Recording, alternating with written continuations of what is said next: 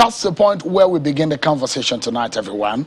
And we get the presidency to speak more on this matter and the issues raised by Governor Samuel Ortom. I'm being joined by the president's media assistant, Mr. Garba Shehu, who joins us from Paris in France. Thank you so much, Mr. Shehu, for your time tonight on the program. It does look like the president is not happy with what Governor Ortom said. What exactly is the mind of the president on some of the statements made by Mr. Ortom?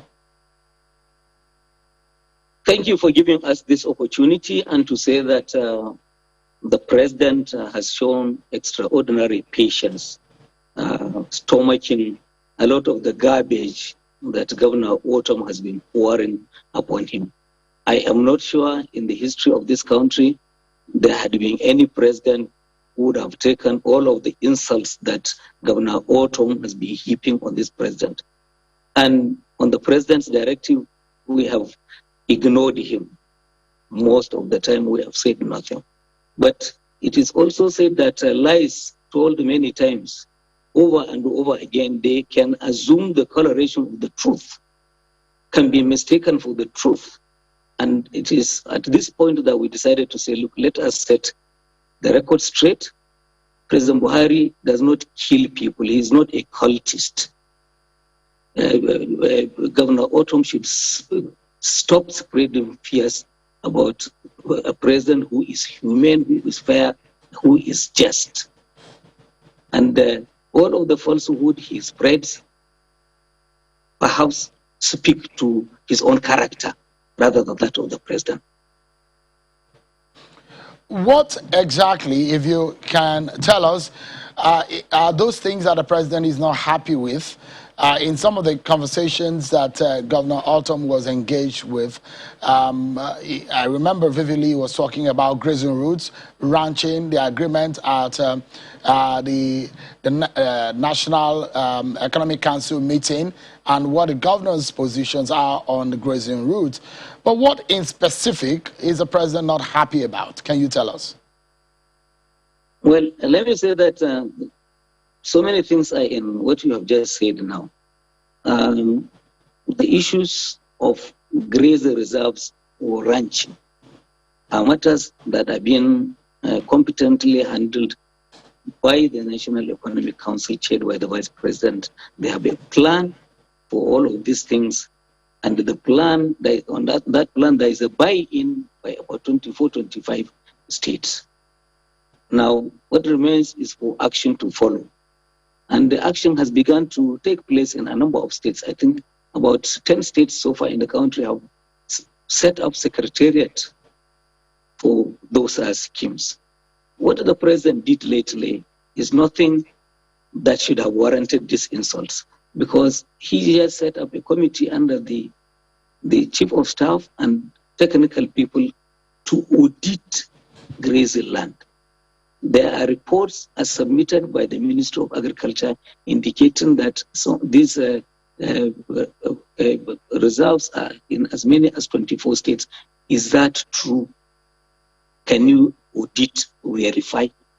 If they come to your state and they find that these facts are not, is the government not auditing Niger Delta Development Commission now? And the fact that you are auditing, does that presuppose that people are already guilty, or that they have no explanation for what has happened? They should allow the committee to report.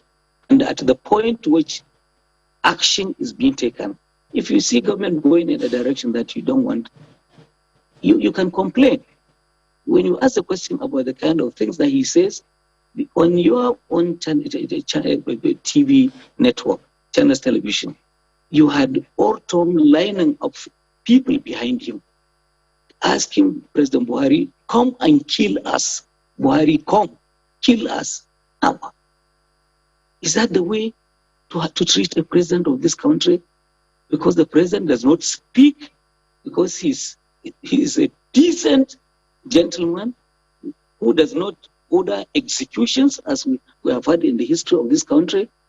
So please, I think that the Benue people are largely peaceful, they are law-abiding, and they love their neighbors.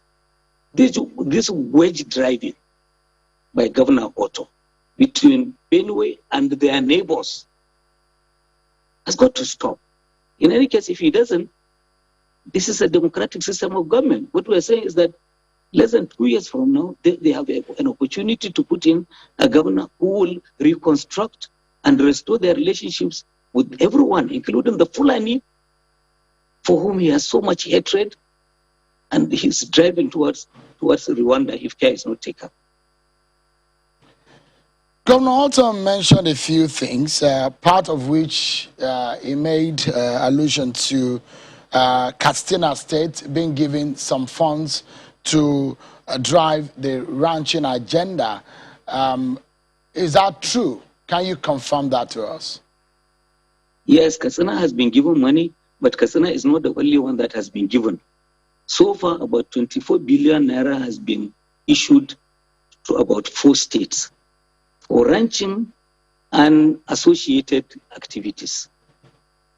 Yobe has been given, Ebonyi has been given, FCT has been given, and a number of states, more than 10 states, are now being processed for these payments. So we have had all this nonsense being said, including by lawyers who ordinarily should be respected, accusing the president of this thing or that.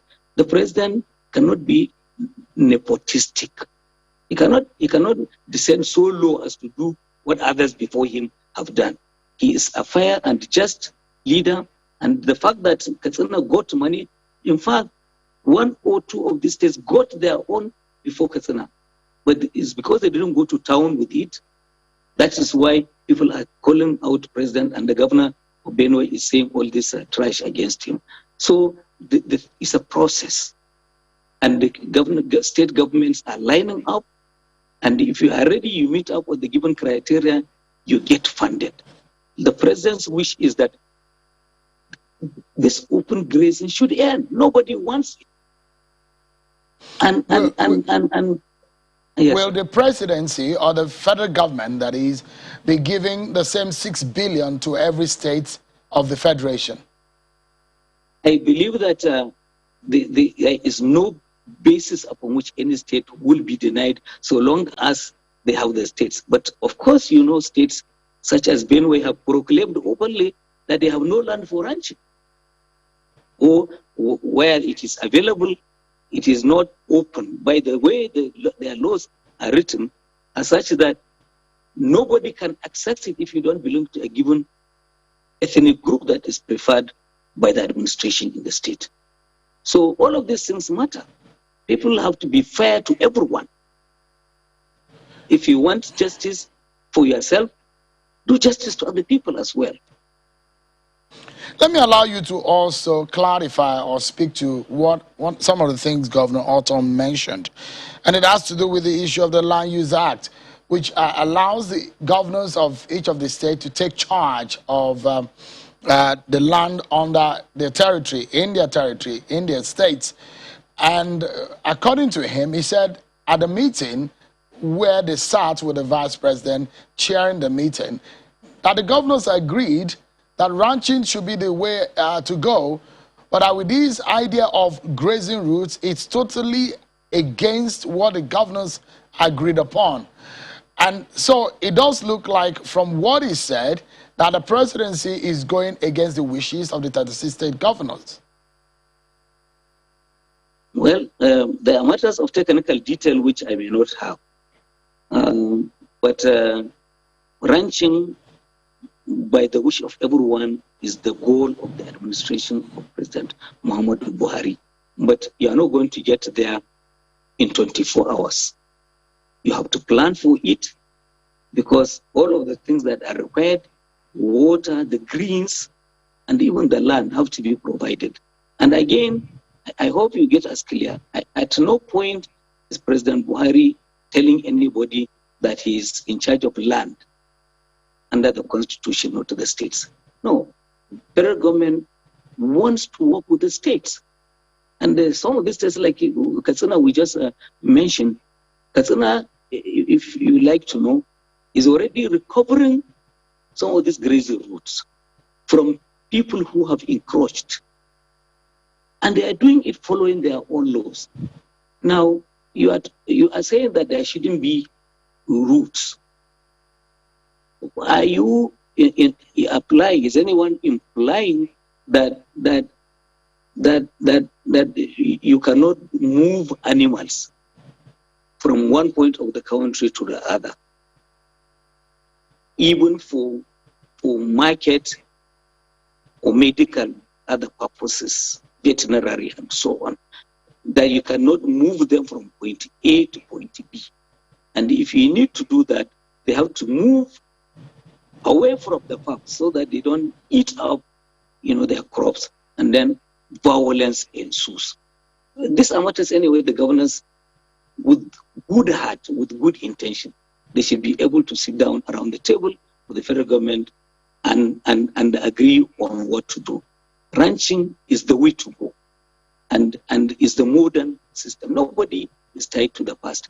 The thing is that you cannot jump from one to the other without making the necessary preparation for what is to come.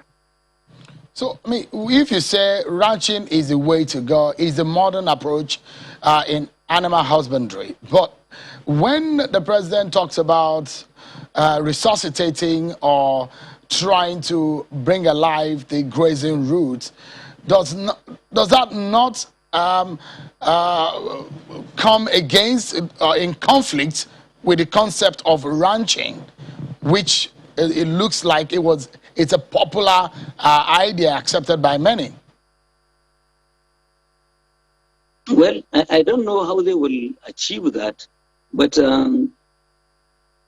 if Shehu, you need a cow to celebrate Christmas or Salah, depending on which one you do, and this cow happens to be in Niger State, and you are in Lagos, is the assumption that you will carry this cow on your head?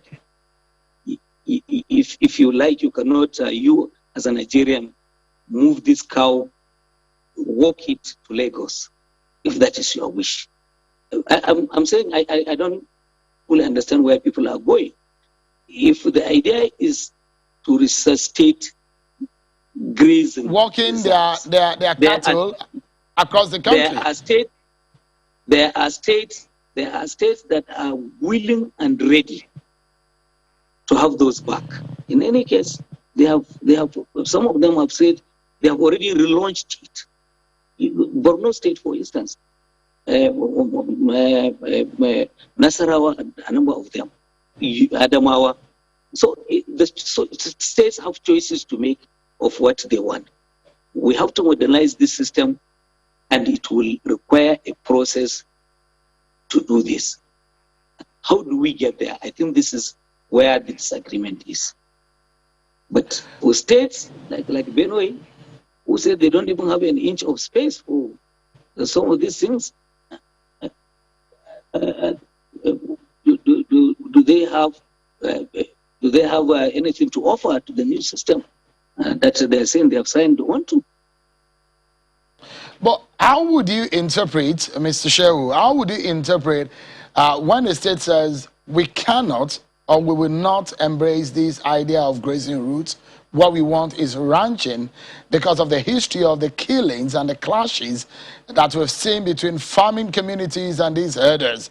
And perhaps the stories of the foreign herders who mask, who are in disguise, coming as herders, but with AK-47 and some other sophisticated weapons. And so the governors in the southern region of the country came to say there will be a ban on open grazing, and they will not allow the transportation on foot of cattle from northern region to the southern region of the country.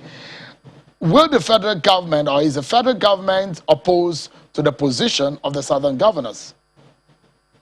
The Minister of Agriculture probably will be in the best position to give you this answer. But if you are to allow me to make my own assumptions, states are entitled to make their own laws, as many have done. Do the laws make sense? Do they Do they abide by Constitution of the Federal Republic? Do they respect rights of all citizens? Do they respect our treaties and obligations assigned under ECOWAS? All of these things are important. And again, there is a problem with some of the assumptions that you yourself have presented. Some of these generalizations that people make, that the killings and the rape and all of these things are on account of Fulani herders. It is unfair and unjust. I'm not saying I'm here to defend it. There are Fulani criminals. There are Fulani criminals. Let me repeat, there are Fulani extremists and criminals, as there are Hausa, and Yoruba, and Igbo bandits and criminals. And in any case, a state like Benue, which has been so outspoken on this matter, they have the law against treason. And my assumption is that arising from all of that, all of the Fulani herders have been expelled. Now, so now what is happening to the cultists who are sometimes politically motivated, cultists who are ethnically motivated, who go on killing sprees between one community and another. So who drives those ones out of the town? So all of these things there are problems of law and order, of criminality all across the country. But for anyone to now say this is accounted for by one ethnic group of the country is absolutely wrong and is unfair. And this is where we are heeded in places where this anti-Fulani agenda is being driven to the point where if care is not taken, they would begin to lynch, they would begin to stone you for just being Fulani, whether you have wronged anyone or you have not. And a government has a responsibility to give protection to every citizen in their life and property. How does the president, being a Fulani man himself, approach this very touchy and very sensitive matter? It does need to be approached very carefully.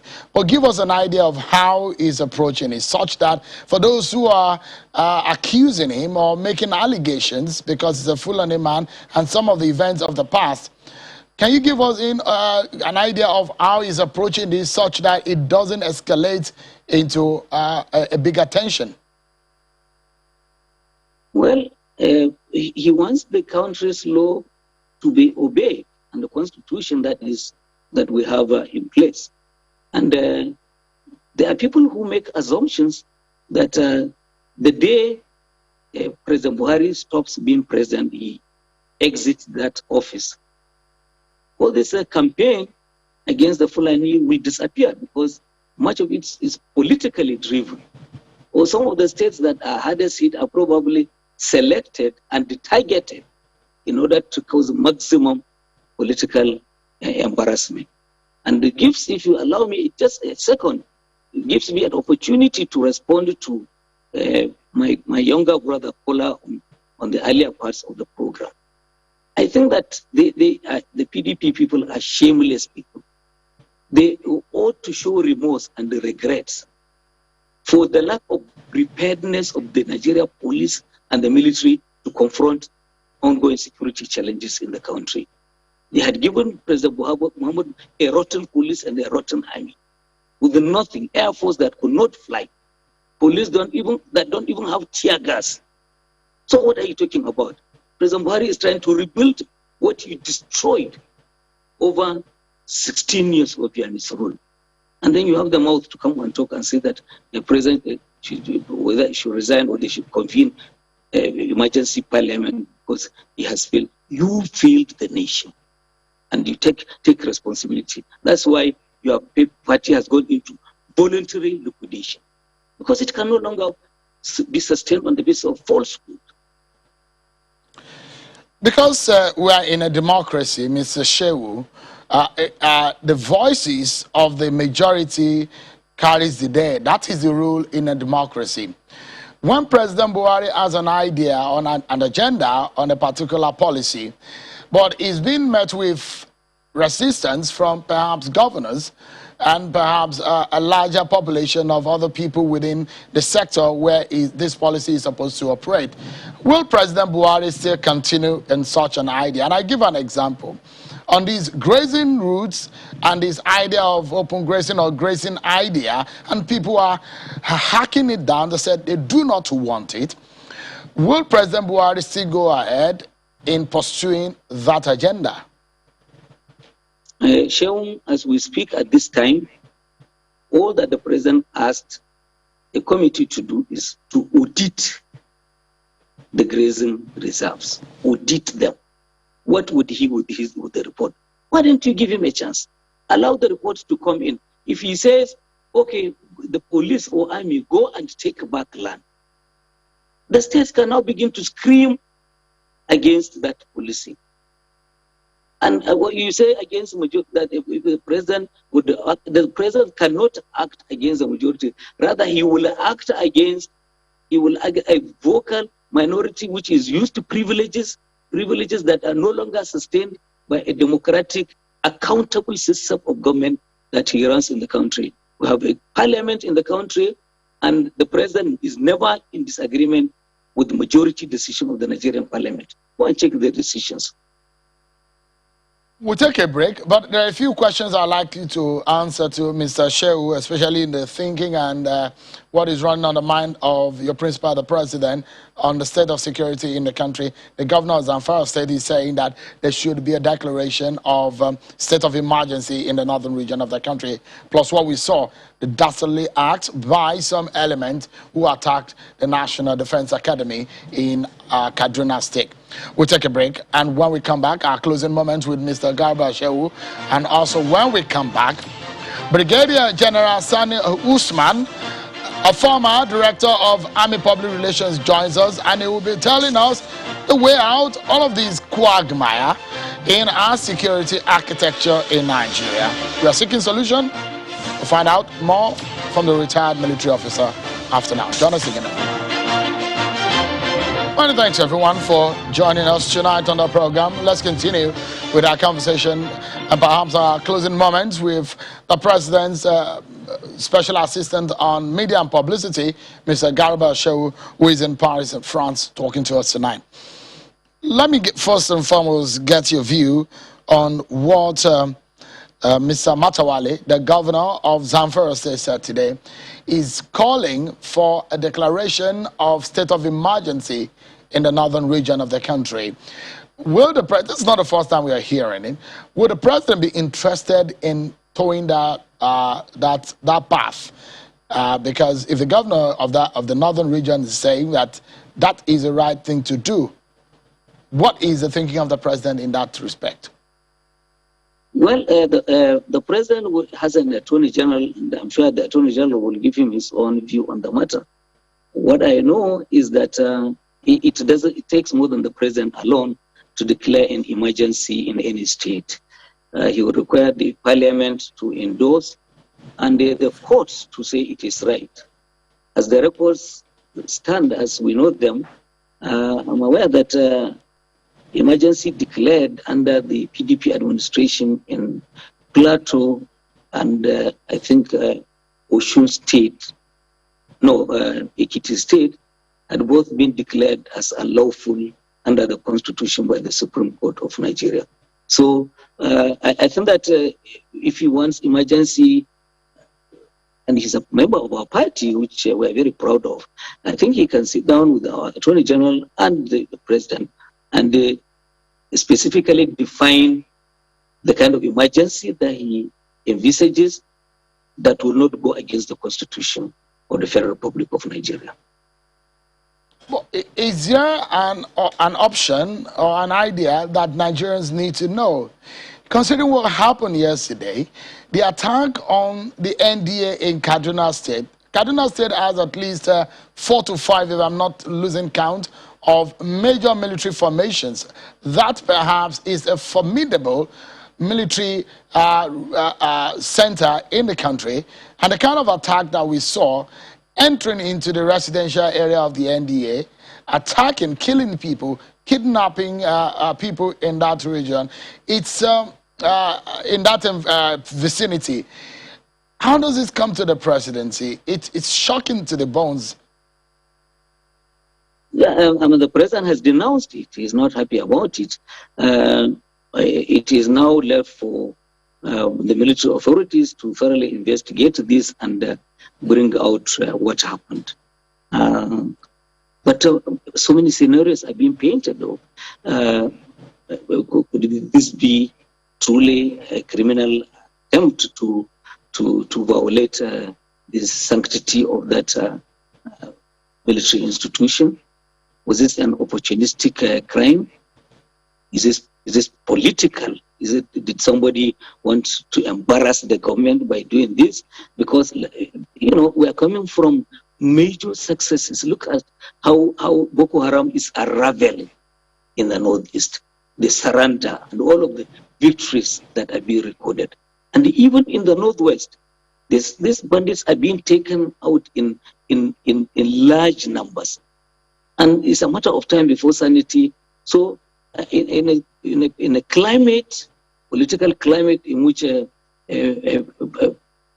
people seek to make political capital out of this unfortunate incidents, you don't rule in anything, you don't rule out anything.